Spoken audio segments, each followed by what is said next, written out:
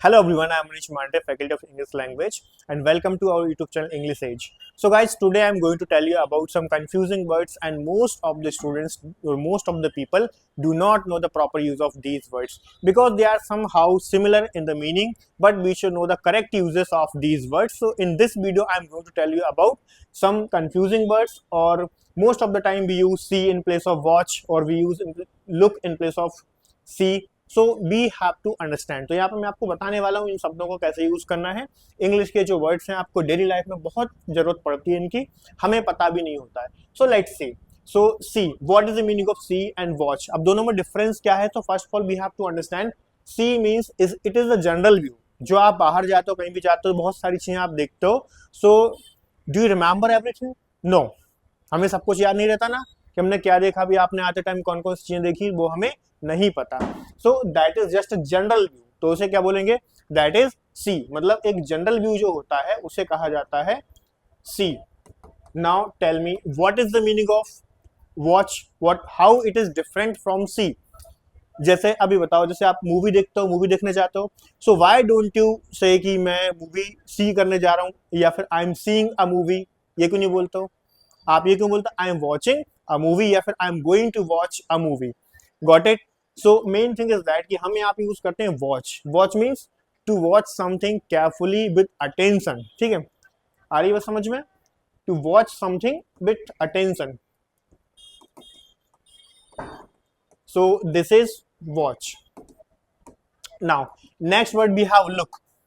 So most of the time मैं आपसे पढ़ाते टाइम बोलता हूँ look at the board, means just I want to draw the attention of the viewers. ठीक है, तो in that condition I will use look. ठीक है, इंटेंशनली लुक, इंटेंशनली देखना उसे बोलते हैं लुक। Is it clear? अभी हमारे पास आता है स्टेयर।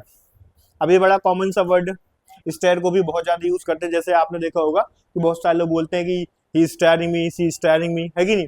लेकिन लड़कियां यूज करती हैं he is staring me. So what is the meaning of this word? Stare का मतलब होता है घूरना। समझ गए क्या होता है? घूरना। ठीक है, और it's generally use in the negative term. ठीक है, दैट इज स्टेयरिंग। ठीक है, जैसे हम बोलते हैं यार कोई व्यक्ति कॉन्टिन्यूसली आपको स्टेयर कर रहा है, सो यू फील इनसिक्योर। ठीक है, कैसा फील करते हो आप? इनसिक्योर फील करते हो। नेक्स्ट हमारे पास है gauge. So what is the meaning of gauge? देखो दोनों सिमिलर है। अब गेज में और स्टेयर में डिफरेंस क्या है? So the major difference is that कि अगर मैंने बोला कि स्टेयर मतलब घूरना, मतलब people do not like whatever you are seeing.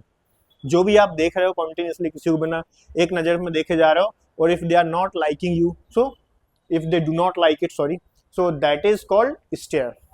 If they like it, so it becomes gaze. आई बात समझ में? सो एक पॉजिटिव लुक जो होता है उसे बोला जाता है गेज। समझ आई बात? मतलब यार आसान भाषा में समझो तो ऐसा है, अगर कोई तुम्हें लाइक करता है और तुम इसे कंटिन्यूसली, या तुम किसी को लाइक करते हो या तुम्हें कोई लाइक करता हो, तुम कंटिन्यूसली देख रहे हो उसको, सो यू आर गेजिंग। ठीक है, अगर तुम एक दूसरे को लाइक नहीं करते हो, सो यू आर स्टेयरिंग। अभी क्लियर हुआ? दोनों में डिफरेंस ये है। इसका मतलब होता है निहारना। जैसे एक एग्जाम्पल का अगर मैं एक एग्जाम्पल दूं यहाँ पे, so the mother is steering और गेजिंग हर चाइल्ड। तो यहाँ पे करेक्ट वर्ड क्या होगा? गेज। ठीक है, तो निहारना और घूरना दोनों अलग अलग चीजें। ठीक है, नेक्स्ट अब बात करते हैं ग्लेंस की। सो जैसे मान लो कि सपोज दैट कि आई एम इन अ हरी, और मेरे पास कोई डॉक्यूमेंट्स आया, तो मुझसे किसी ने बोला कि जस्ट देखो इस सीट, तो इसके लिए करेक्ट वर्ड कौन सा होगा? Have a glens on it, have a glens at it, ऐसा बोलना पड़ेगा ना। मतलब किसी चीज को एक नजर में देखना, स्पीडली देखना। मतलब आई हैड अ ग्लेंस, जैसे मैंने बोला कि I had a glance of your letter, तो मैंने एक नजर में देखा था आपका जो लेटर था उसको। Got it? नेक्स्ट हमारे पास है ग्लिम्स। ग्लिम्स का मतलब क्या होता है? झलक। ये तो सब लोग जानते हो ना, किसी just have a glimpse of it. Glimpse मतलब एक झलक में किसी चीज को देखना। So these were the some confusing word, so you should know the proper use. अब समझ लो आप लोग कि इनको किस तरीके से यूज करना है, कौन सा वर्ड कहाँ पर यूज होता है। So it will be very useful for you. Thank you.